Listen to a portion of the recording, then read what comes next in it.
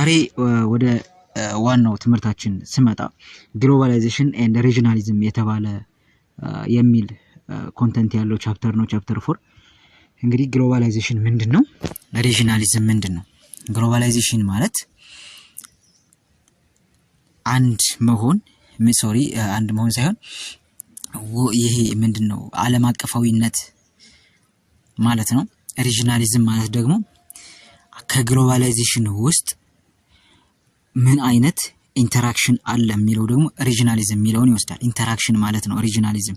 ለምሳሌ አፍሪካ የሆነ ራሱ የቻለ የሚለይበት የሆነ ካራክተሪስቲክስ ካለ ኢዝ ኮልድ ሪጂናሊዝም ብለን ልንጠራው እንችላለን።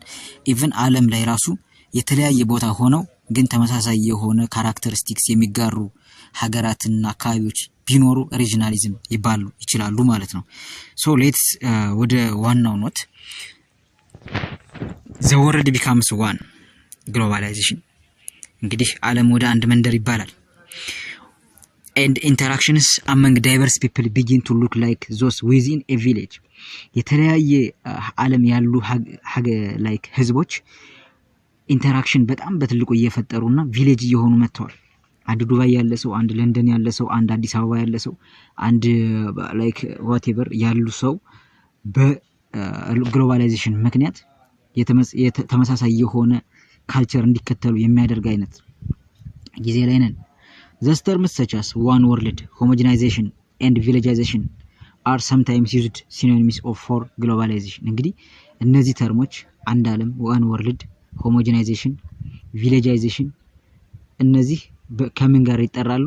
ሲኖኒም ተደርገው ወይም ደግሞ ተመሳሳይ ናቸው ተብሎ ይወሰዳሉ ከግሎባላይዜሽን ጋር። In its contemporary form globalization is driven by a variety of forces እንግዲህ ግሎባላይዜሽን በተለያዩ ፎርሶች ድራይቭ ይደረጋል። These are flow of financial resource አንዱ ነው።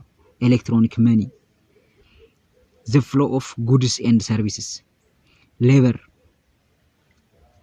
የሰራተኛ ኃይል፣ ቴክኖሎጂ especially transportation, communication and information technology. We all watch the same television programs እንግዲህ ሁላችን the same television program እናያለን። ሶ የተለያየ ቦታን ብንሆን አንድን እንደማየት ይሄ አንድ ቪሌጅ እንዳደረገ the spread of culture from one corner of religious ideas as well as ideologies እንግዲህ ይሄ ደግሞ religious culture ደግሞ ስፕሪድ እያደረገ ካንዱ ኮርነር ወደ ሌላኛው ኮርነር የመጣበት አይዲዮሎጂ እየተመሳሰለ የመጣበት ማለት ነው። ኦኬ defining globalization ምንድን ነው?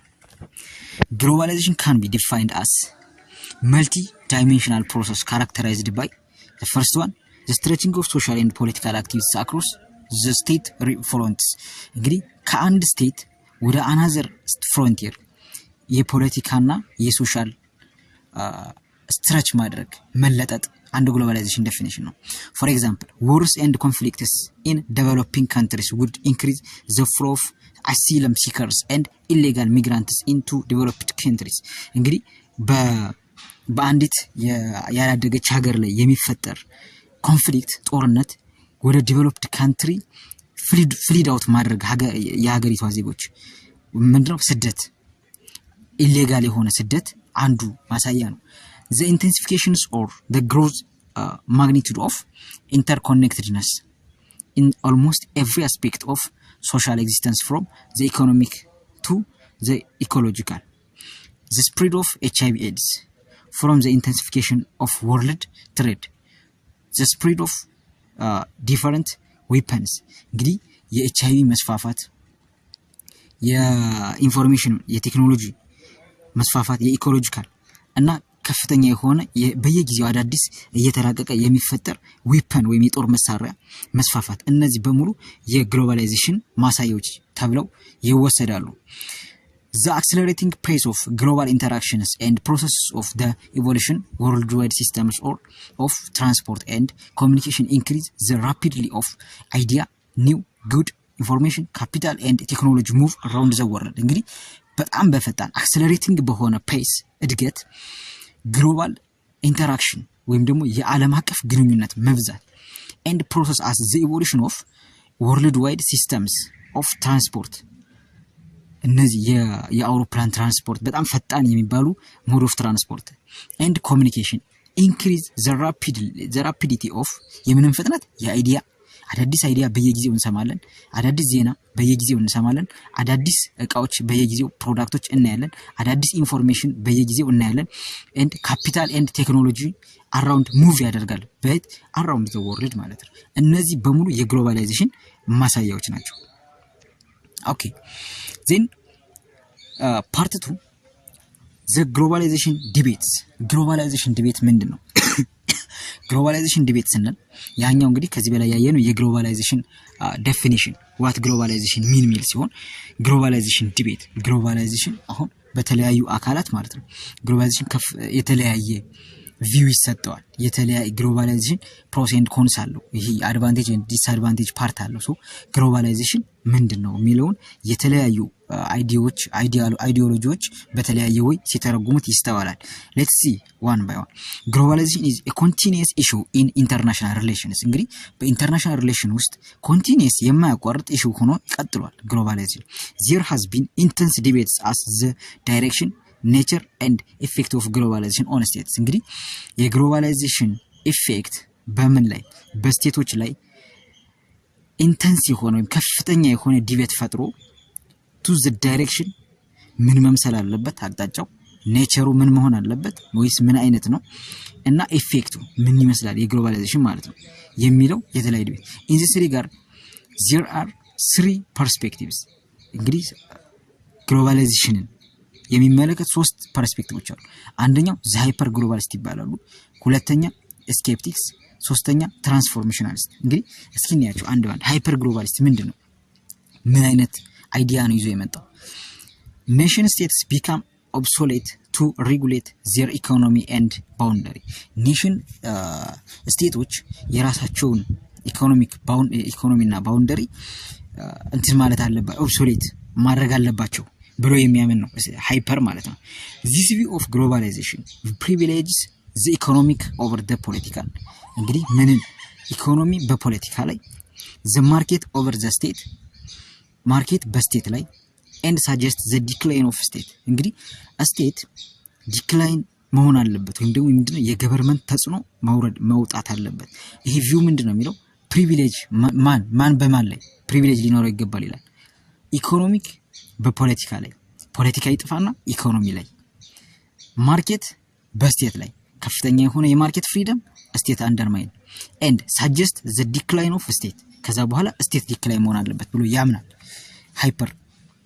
the authority and legitimacy of states is undermined as the national government become increasingly unable to control the transboundary movements and the flows of goods, services, ideas and different social ኢኮኖሚክ አክቲቪቲስ ኢንሳይድ ዜር ቦርደርስ። እንግዲህ ሀገራት ላይ የሀገሪት ወይም ደግሞ የስቴት ኢንፍሉዌንስ ያቁምና በቦርደር ላይ ኢንፍሉዌንስ ምድረው ሙቭ ማድረግ ያለበት ሶሾ ኢኮኖሚክ አክቲቪቲ በሁሉም ቦርደሮች ሙቭ ማድረግ አለበት። ጉድስ፣ ሰርቪስስ፣ አይዲያስ እነዚህ ነገሮች ፍሪሊ ማለት ነው። ኢኮኖሚክ ግሎባላይዜሽን ኢዝ ጀነሬቲንግ a new pattern of losers as well as winners in the international economy. ኢኮኖሚክ ግሎባላይዜሽን ወይም ደግሞ የኢኮኖሚ ግሎባላይዜሽን ዓለም አቀፋዊነት ሲመጣ በአንዲት ሀገር ላይ ዊነርም ሉሰርም ማሆን ትሆናለች ነው። ለምሳሌ ኢኮኖሚ ነው ላይክ ሊድ የሚያደርገው፣ ዊነርም ለመሆን ኢኮኖሚው ነው ሊድ የሚያደርገው። ከዚህ ጋር የገቨርንመንት ኢንተርቪን አያስፈልግም ነው። አሁንም ኢኮኖሚው ሎሰም ለማድረግ ወይም ደግሞ ኪሳራ ውስጥም ለመግባት ኢኮኖሚው ነው ሊድ የሚያደርገው ማለት ነው። ኦኬ ሁለተኛው ዘ ስኬፕቲክስ ነው። ስኬፕቲክስ የሚባለው አይዲዮሎጂ ደግሞ ምን ይላል? ሪጀክትስ ዘ ቪው ኦፍ ሱፐር ግሎባሊስት አስ ኤምአይስ። እንግዲህ ሱፐር ግሎባሊስት የሚባሉትን እንደ ሪጀክት ያደርጋል። ፍላውድ ኤንድ ፖለቲካሊ ኔቲቭ ሲንስ ኢት ፋንዳሜንታሊ አንደርስቲሜት ዘ ኢኖርሚስ ፓወር ኦፍ ኢንተርናሽናል ገቨርንመንትስ ቱ ሬጉሌት ኢንተርናሽናል ኢኮኖሚክ አክቲቪቲስ። እንግዲህ የኢንተርናሽናል ኢኮኖሚክ አክቲቪቲን ሬጉሌት ስቴትስ አር ሴንትራል አክተርስ ኤንድ ኤጀንትስ ኦፍ ግሎባላይዜሽን playing central role in shaping and regulating the economic activities including the transboundary flows of ideas, goods and peoples. እንግዲህ የአይዲያን የጉድን የፒፕልን የእያንዳንዱ ፍሎ እንኳን ሳይቀር ሴንትራል ሮል መሆን ያለባቸው እዚህ ጋር አክተር መሆን ያለባቸው ስቴቶች ናቸው ብሎ ያምናል skeptics undermine the view of that world is interconnected and moving into a village whereby there existence of a free flow of goods services investment and circulations of money from one corner to the other corner እንግዲህ ይሄ ምንን አንደርማይን ያደርጋል ከአንድ ኮርነር ወደ ሌላ ኮርነር የሚሄድን የኢንቨስትመንት እና የጉድ የሰርቪስ የአይዲያ የእያንዳንዱ ፍሎ ላይክ ዊዛውት the state አክተርነት አያስፈልግም ብሎ የሚያምን ነው ስለዚህ ይሄኛው ደግሞ ቶታሊ የስቴትን አክተርነት እውቅና የሰጠ ቲዮሪ ነው ማለት ነው for the matter skeptics argues that there is no free flow of goods resources technology and financial at global level እንግዲህ በግሎባል ሌቭል ፍሪ ፍሎ የሚባል ነገር የለም የምንም አይነት ፍሪ ፍሎ የሚባል ነገር የለም instead እንደውም ይላል we have regional based globalization እንደውም regional based globalization ነው in this regard it has become evident that the western region is more integrated and globalized than the another part world as Africa and Asia እንደ ከአፍሪካና ከኤዥያ የተሻለ ዌስተርን ምዕራባው የሚባለው እንትን more interconnect የሆነ ነው the skeptics do not believe that globalization would help to narrow the economic and technological gap that is still prevailing between the global north and developed countries and the global south developing countries and እንግዲህ በዴቨሎፒንግ ካንትሪ እና በዴቨሎፕድ ካንትሪ ወይም ግሎባል ኖርዝ እና ግሎባል ሳውዝ እንደምታውቁ ግሎባል ኖርዝ ያደጉ ሀገራት ናቸው ግሎባል ሳውዝ ደግሞ ያላደጉ ሀገራት ናቸው ሶ በእነዚህ መካከል ያለው እንኳን ጋፕ ምንድነው ሃይ ነው ስኬፕቲክሶች ብሎ የሚያምኑት ላይክ ግሎባላይዜሽን የሚባለው ነገር በአለም አቀፍ አይሰራም ነው the another ወይም ደግሞ ሶስተኛው ቲዮሪ ትራንስፎርሜሽናሊስት ነው እንግዲህ ትራንስፎርሜሽናሊስት ደግሞ ከስሙ እንደምንረዳው የሁለቱንም የሚዲየም የሆነ አይዲያ ይዞ የሚያነው they reject both the hyper globalist የሚባሉትን የመጀመሪያውን የአንደኛውን ቪው ሪጀክት ያደርጋል and view of the end sovereign state as well as the skeptics claim that nothing much has changed እንግዲህ nothing change አይደረግም without government ብለው የሚያምኑትን እና ገቨርንመንት ቶታሊ አያስፈልግም አክተርነቱ ብለው የሚያምኑትን የሁለቱንም አይዲያ አንደርማይን አድርጎ ሌላ አናዘር ሶስተኛ አይዲያ ሆኖ የመጣ ነው ትራንስፎርሜሽናሊስት የሚባለው instead they assert that a new sovereignty regime is displacing traditional conceptions of state power as an absolute invisible territoriality exclusive power እንግዲህ እነሱ ደግሞ ምንድነው የሚሉት new sovereignty regime is displacing traditional conception of state power የስቴትን traditional conception displace አድርጎታል አስወግዷል an absolute invisible territoriality exclusive power እንግዲህ absolute የሆነ invisible የሆነ ቴሪቶሪያል ኤክስክሉሲቭ ወይም ደግሞ ምንድነው ብቻ የመኖር የሚባለው ነገር አይዲያ አስወግዶ የመጣ ቲዮሪ ነው under globalization there are non state actors such as multinational corporations transnational social movements international regulatory agencies እንግዲህ ይሄኛው አሁን ላይ ያለንበትን ወቅት በደንብ የሚያሳይ ቲዮሪ ይመስላል because non state የሆኑ በጣም ብዙ አክተሮች እንዳሉ ባለፉት ቻፕተሮች እዚሁ ኮርስ ላይ አይተናል such as ለምሳሌ multinational corporation የሚባሉት government influence የለባቸው ነገር ግን ከፍተኛ የሆነ በአንድ government ላይ influence ያደርሳሉ transnational social movements አሉ ለምሳሌ እንደ ሰባዊ መብት ተሟጋችና የመሳሰሉ ተቋማት ማለት ነው እነዚህም አንዱ ኢንፍሉዌንስ የሚያሳድሩ ኢንተርናሽናል ሬጉላተሪ ኤጀንሲስ የዓለም አቀፍ የህግና የሥርዓት ኤጀንሲዎችም አሉ ሙቭ የሚያደርጉ በዓለም ዙሪያ የሚሰሩ ማለት ነው in this sense እንግዲህ በዚህ መሰረት world order can no longer be conceived as purely state centric እንግዲህ purely state centric ወይም ደግሞ አንዲት ሀገር ዲተርማይን የምታደርገው ሆኖ የወርልድ ኦርደር አይቆይም or even preliminary state managed as authority has become increasingly diffused among public and private agencies at the local publicም private agencyዎችም ከፍተኛ የሆነ ተጽዕኖ አላቸው ናሽናል ደረጃ ማለት ነው regional and global as well በግሎባልም ሌቭል በአንዲት በሀገር ውስጥም ሌቭል በሁሉም ሌቭል ከፍተኛ የሆነ ተጽዕኖ አላቸው። This does not mean that the power of national government is necessarily diminished, but on the contrary is being redefined.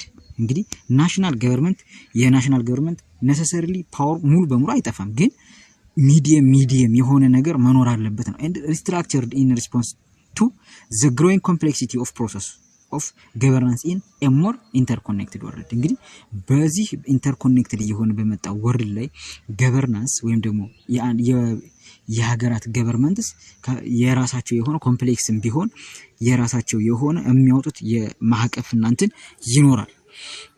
Globalization has therefore increasingly taken the appearance of the transformation of the international system from multipolar or bipolar system to an imperial system under American hegemony. Within this system, decisions and outcomes are largely the result of American unilateralism. እንግዲህ ግሎባላይዜሽን ላይ በአሜሪካ ሄጂመኒ ወይም ደግሞ በጣም በከፍተኛ የሆነ አሁን ያለው ማለት ነው። አሜሪካ እንደምታውቁት በኢኮኖሚ፣ በቴክኖሎጂው፣ በፖለቲክሱ፣ በሚሊተሪው በአብዛኛው ነገር ከፍተኛ የሆነ ተጽዕኖ የምታሳድር ሀገር ስለሆነች በሷ በአንደር አሜሪካን ሄጂመኒክ ብዙ ነገሮች ይደረጋሉ። የበላይ በውስጥ ታዋቂነት ጀምር የበላይ ናት። ብዙ ነገሮችን ሊድ ታደርጋለች። within this system decisions and outcomes are largely the result of American unilateralism. እንግዲህ አብዛኛው ዲሲሽን እና የሚመጡ ሪዛልቶች አውትካሞች በአሜሪካ ዩኒላተራሊዝም የሚመጡ ናቸው። ምክንያት አሜሪካ ዩኒላተራል ማለት ያለፈው አይ ቲንክ ቻፕተር 1 መሰለኝ እንዳየነው ከፍተኛ የሆነ የአንዲት ሀገር ኢንፍሉዌንስ ማለት ነው። consequence of this is the propagation of universal paradigm for both economic and political development in the form of the so-called Washington consensus, whose main features are market forces and liberal democracy without regard to the historical and cultural specificities of individual countries. እንግዲህ አሜሪካ በአብዛኛው የዓለም ጉዳይ ውስጥ ከፍተኛ የሆነ ኢንፍሉዌንሰር ነች። in some globalization seems to be leading to the homogenization of the world. እንግዲህ ግሎባላይዜሽን ወደ ዋናው ወደ ጠቅላላው ስንመጣ ግሎባላይዜሽን ዓለምን አንድ ወደ ማድረግ ሆሞጂኒቲ ወደ መፍጠር የመጣ እንትን ነው።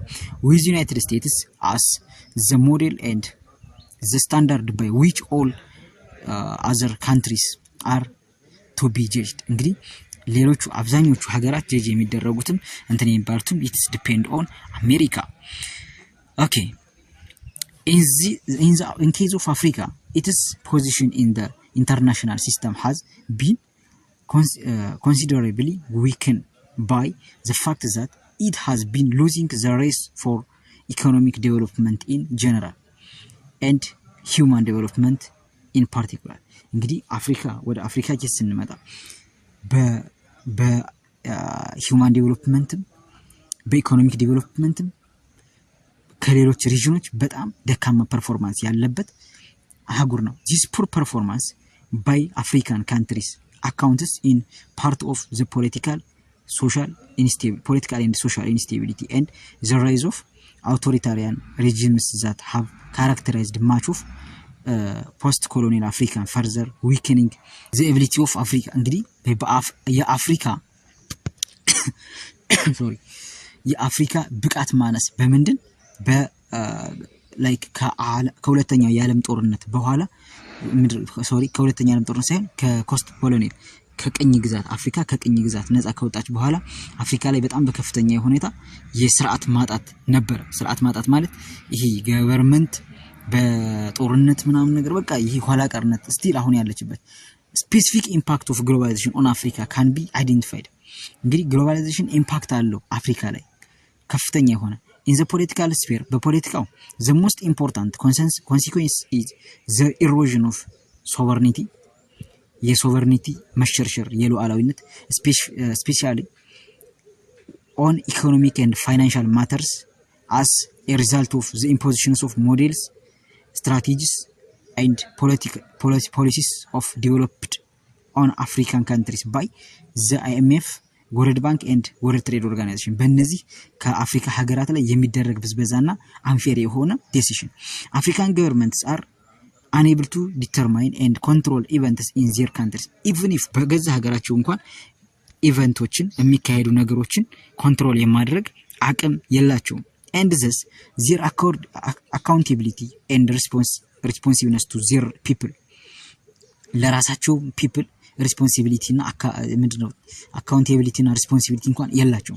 given the fact that the context institutions and processes by which these decisions are taken are far from democratic እንግዲህ በዚህ ምክንያት ከዲሞክራሲ በጣም የራቀ ህዝቦች ላይና የአፍሪካ ሀገራት ላይ ከዲሞክራሲ የራቀ ውሳኔ ይወሰናል one major positive impact of globalization on Africa is that it has made available information on how other countries are governed and the freedom and rights their people enjoy እንግዲህ ምን አይነት የአፍሪካ people እንዴት ገቨርን ይደረጋልና ፍሪደም እና ራይታቸው ኢንጆይ እንዴት ይደረጋል even ይሄ እንኳን ግልጽ አይደለም ኢኮኖሚካሊ globalization has reinforced the economic marginalization of African economies እንግዲህ በኢኮኖሚው ደግሞ ስንመጣ የአፍሪካ ኢኮኖሚ ላይ ማርጂናላይዝድ ሪኢንፎርስድ ምንድነው ማርጂናላይዝ ለመደረግ ሪኢንፎርስድ መገለል ማለት ነው and their dependence on a few primary goods for which demand and price are externally determined እንግዲህ even በራሳቸው ሀገር ላይ ያሉ አንዳንድ ጉዶችና እንትኖች በሌላ በኤክስተርናል ኃይል ዲተርማይን ይደረጋሉ this has bring out poverty and economic inequality እንግዲህ poverty እና economic differenceን ሊፈጥር ችሏል ይሄ እንትን ማለት ነው economic and social stagnation has also triggered a substantial brain drain from Africa እንግዲህ ለአፍሪካ አንዱ ደግሞ another የኢኮኖሚና የሶሻል ስታግኔሽን ወይም ደግሞ እንደ ማነቆ ሆኖ ይዟት ያለው አሁንም የኢኮኖሚክና የማህበራዊ stagnation ወይም ደግሞ እድገት አለማሳየት as a result of the cultural domination from outside that goes with globalization African countries are rapidly losing their cultural identity and therefore their ability to interact with other countries on an equal autonomous basis እንግዲህ autonomous በሆነ ወይም ደግሞ ራሳቸውን የራሳቸውን መብትና የራሳቸውን ጥቅም ባስጠበቀ ቤዝ ከሌላ የዓለም ሀገራት ጋር እንኳን ለመገናኘት የሚያበቃ አቅም የሌላቸው ሆኖ ይስተዋላል ማለት ነው አፍሪካን ካንትሪስ እንግዲህ ይሄ በግሎባላይዜሽን በፓርት 2 ማለት ነው ግሎባላይዜሽን ዲቤት በሚለው ዙሪያ ይህን ካየን በኔክስት ቪዲዮ የምንገናኘው ፕሮስ ኤንድ ኮንስ ኦፍ ግሎባላይዜሽን ምን አይነት አድቫንቴጅ ወይም ደግሞ ምን አይነት ጥቅም አለው ግሎባላይዜሽን ምን አይነት ዲስአድቫንቴጅ አለው የሚለውን ርዕስ በኔክስት ቪዲዮ ይዤላችሁ ይመጣ ይሆናል እስከዛው ሰላም ሁኑልኝ